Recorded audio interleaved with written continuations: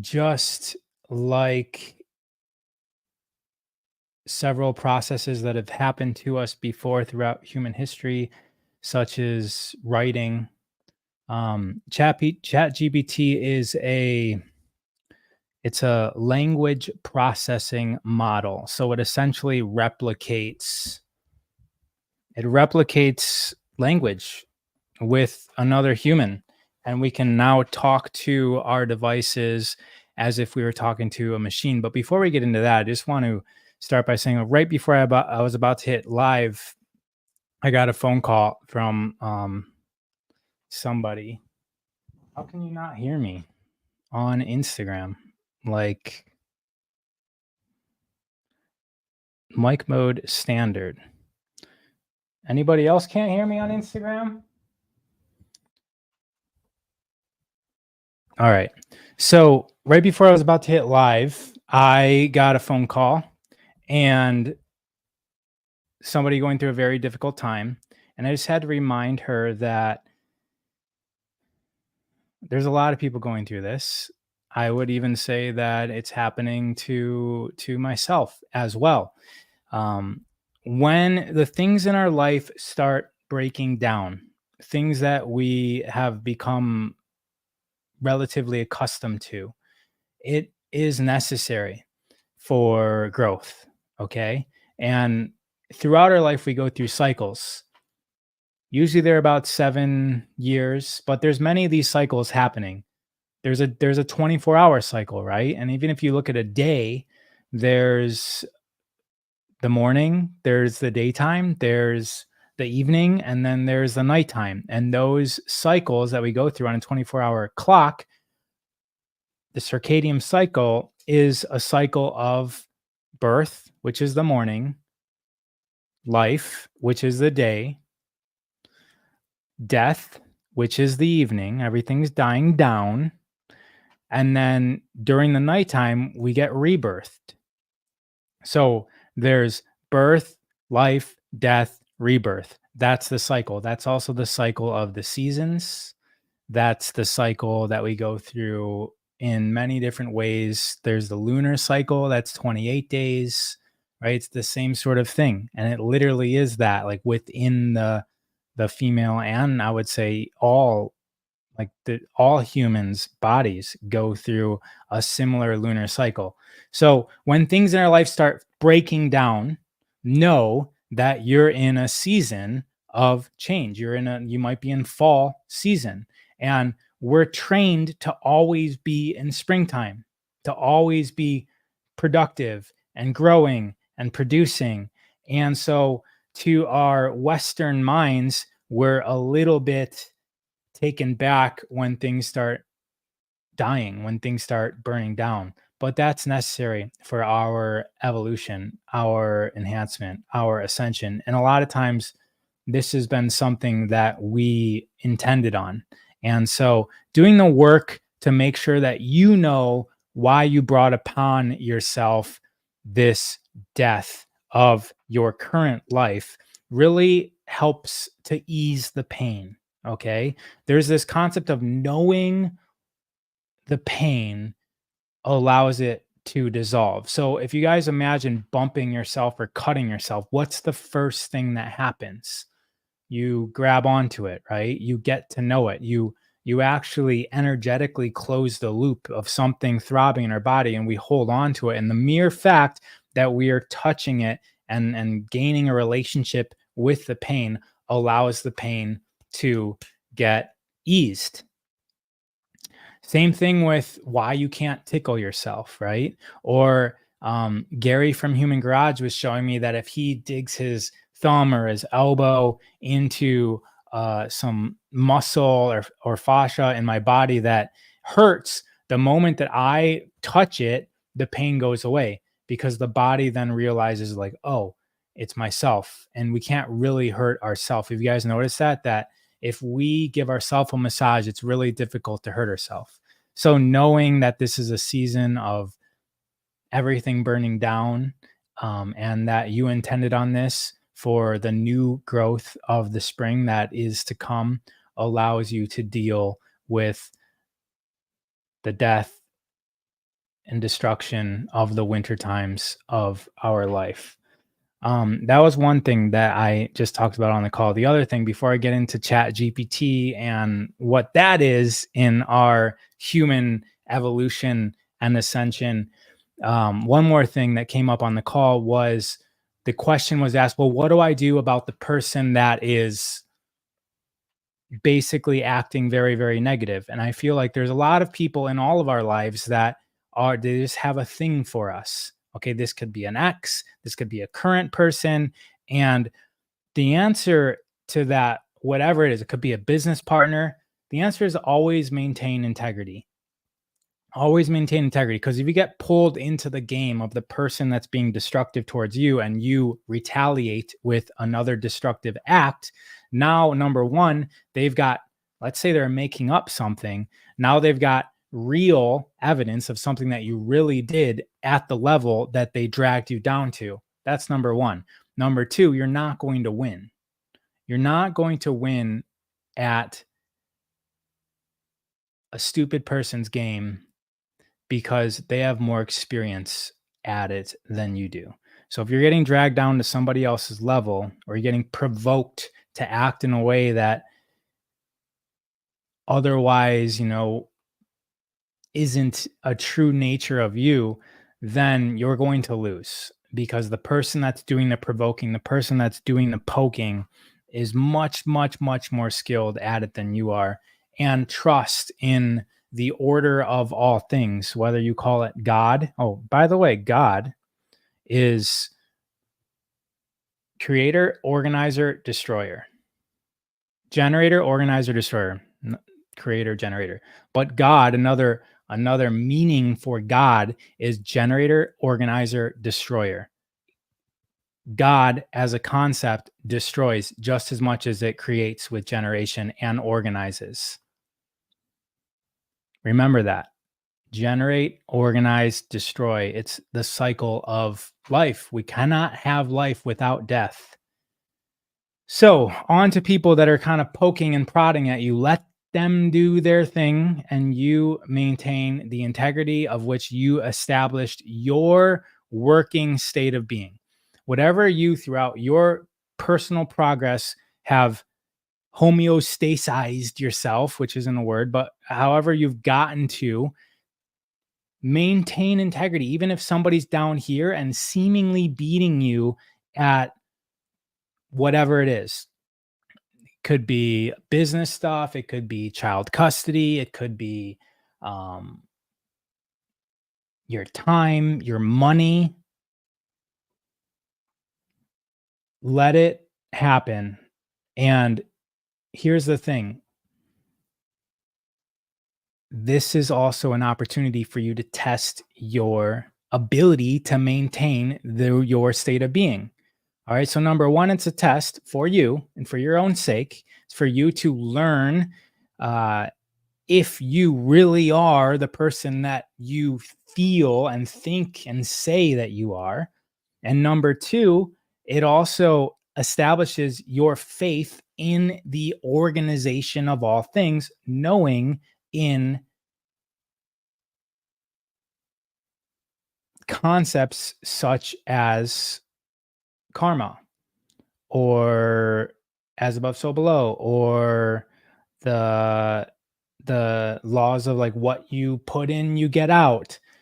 So the person, the thing, the event that is destroying you momentarily, they will get the balance. It's not up to you to determine the balance, okay? Establish your faith in the universe, in God, in the organization of all things, that balance will be maintained. Balance most definitely will be maintained if you lower down. You will very quickly realize the consequence. I wanted to go into what consequence is. It's a sequence. The reaction to your lowering down. All right. So trust that the same thing is going to happen for them. They will get what they're giving out. and it's not up to you to determine when that is. A lot of us want it to happen. We desire it to happen now, right? We want them to like get screwed over for them trying to screw us over, but it might be 5 people down the line, okay? But know that you will get what you're giving if you maintain your integrity as well. Do not try to be the one that's in control of this, because you're not. You get to be somebody who is lacking control in this situation. Somebody could be defaming you, they could be trashing your name, and yes, you might be a warrior and you want to go fight. That has its positives and negatives. It has its cost. All right, ChatGPT. If you like Google like what is ChatGPT, you're going to see things like natural language processing. And there's a lot of people that love ChatGPT, and there's a lot of people that use it, or AI, and then there's a lot of people that have a lot of fear and resistance to this movement of machine learning and machines overtaking, right? It's a death in a way. It's a death of a lot of jobs. A lot of our creativity is now being outsourced, and this is all natural. This is the natural evolution. And we've been through this before. We've been through this with the internet. We've also the OG, one of the OG versions of this was writing. So none of us remember what it was like before language or before writing. Even language was an evolution that destroyed a part of our psyche. Writing was as well. Before writing, we had to remember everything. We literally had to remember everything.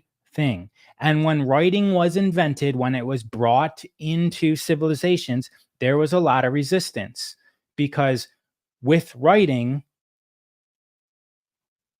comes the lack of the need for memory.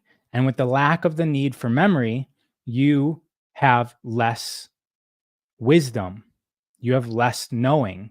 And there was a lot of people that were worried about that. Writing started off not like it is right now. If you guys could imagine what writing started off as, it's definitely not what like there wasn't punctuation, there wasn't even spaces between the words. Do you guys hear spaces between the words when I'm talking right now? No, when I formulate a sentence, it's just a long stream of sounds. You can't tell the difference between the words. Writing is what brought about that. If I wanted to say a sentence, I'm saying the full thought into a sentence with language.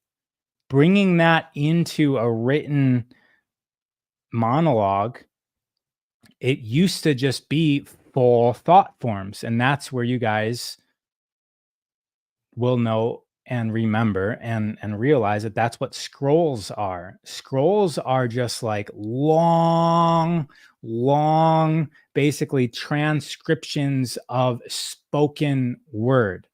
And a lot of the very, very old scrolls didn't have spaces in between the letters. There was no such thing as multiple words at some point. There was also no such thing as commas and punctuations. It was going in and out. But scrolls used to have to be read aloud because people didn't know how to take in the information by just looking at it on paper. So before punctuation, before the invention of spacing out words into individual thoughts, that was another enhancement that destroyed our own ability to take in long streams of information and commit them to memory. A scroll basically was somebody's memorization of an event that then is written down in a long stream of consciousness. There's a name for it. Scriptus continuum, something like that. I don't think it's scriptus. It's something that means like writing continuous. And what did a scroll predate? A scroll predated books. So even a book was a threat to society, just like people are saying Chat GPT is. Because what is a book? A book actually allows you to, as opposed to a scroll, which is very like linear, you read it from top to bottom. There's no chapters, there's no pages. You have to start at the top and end at the bottom before the scroll means anything, before the words mean anything. A book is different. A book is non-linear because a book, I have a book right here, but there's a bunch of stuff on top of it. A book, look at, you can flip the pages of a book. And when you can flip the pages of a book, that means that you can go to different sections without having to worry. You can go to page 300 without having to read 299 pages before that.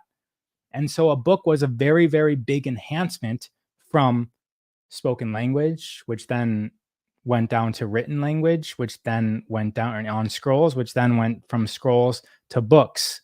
So we got linear, continuous thought streams that people used to be capable of. Nobody nowadays can recite 60 pages word for word, but back in the day, they used to be able to.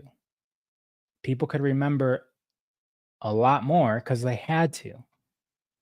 Then books get invented. Now, what does that do? It takes this internal mechanism of being able to recite sounds into words, and it makes it nonlinear. That drastically decreased the need for us to remember. I know I keep on saying that. So ChatGPT is just like that. ChatGPT is outsourcing an internal process that we would otherwise normally had. ChatGPT allows us to, instead of us researching something, coming up with our own thought, and then out of that own thought, organizing it into another thought, or maybe we take 3 sources and organize it into one thought form on a piece of paper, or even just out loud or on a blog post. ChatGPT allows us to do that without us doing it. It allows us just to know what we desire out of the knowledge, and it allows us to put it to paper, or put it on our computers or devices, or in a text message, or on a job resume, or on a homework assignment. It allows us to put it there seamlessly. Just like if we used to have a book, we could go to a page and recite information, where before that we would have to have known it. Memory used to be like what the difference between the rulers of this planet and the non-rulers of this planet. It's not really that case anymore. But as we're developed things like scrolls and books and internet and chat GPT, it allows us to offload the internal mechanisms to what? Make space for something new. Now, what is that newness? School is becoming literally, it's like, is it even purposeful? Is school, I mean, the way that it is right now, where you have to memorize a book and take a test, that is completely meaningless in the landscape that we live right now. And what does that mean? Does that mean that we get 15 years of our life to do other things? I mean, it could mean that if we're willing to adapt as a society to the newness of the technology that we made available to ourselves. Same thing with the jobs. Everybody's all up in arms because all of these jobs are not needed anymore. That's great. Human energy is precious. And if we don't need humans to develop artwork, if we don't need humans to develop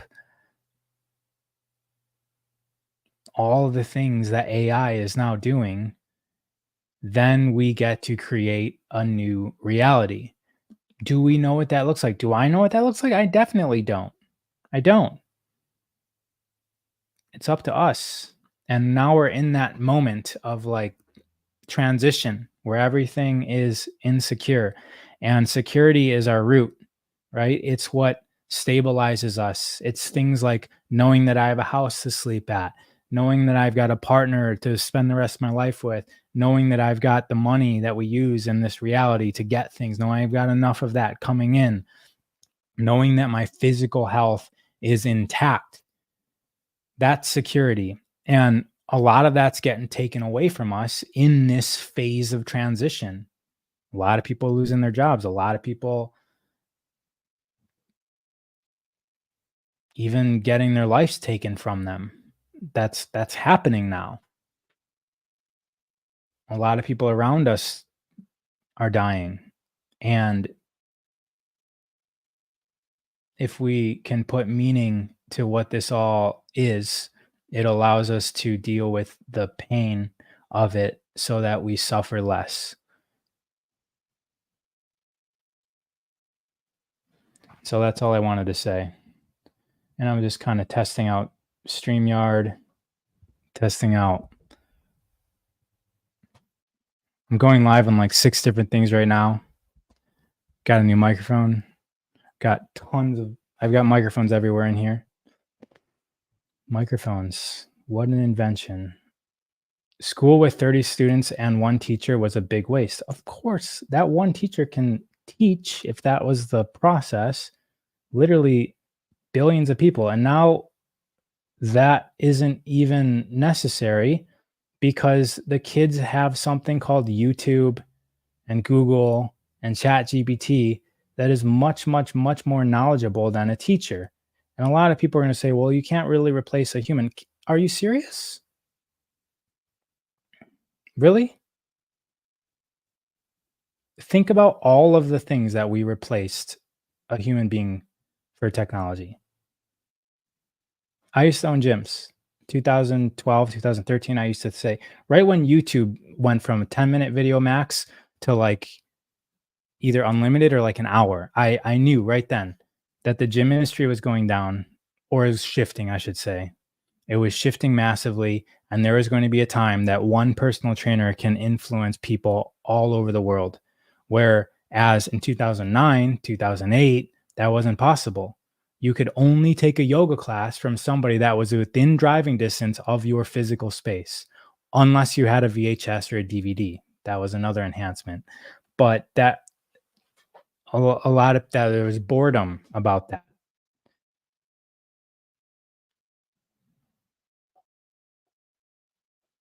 I had this idea, anyways. It was just an idea that I never acted on. So I'm just reading through some comments right here.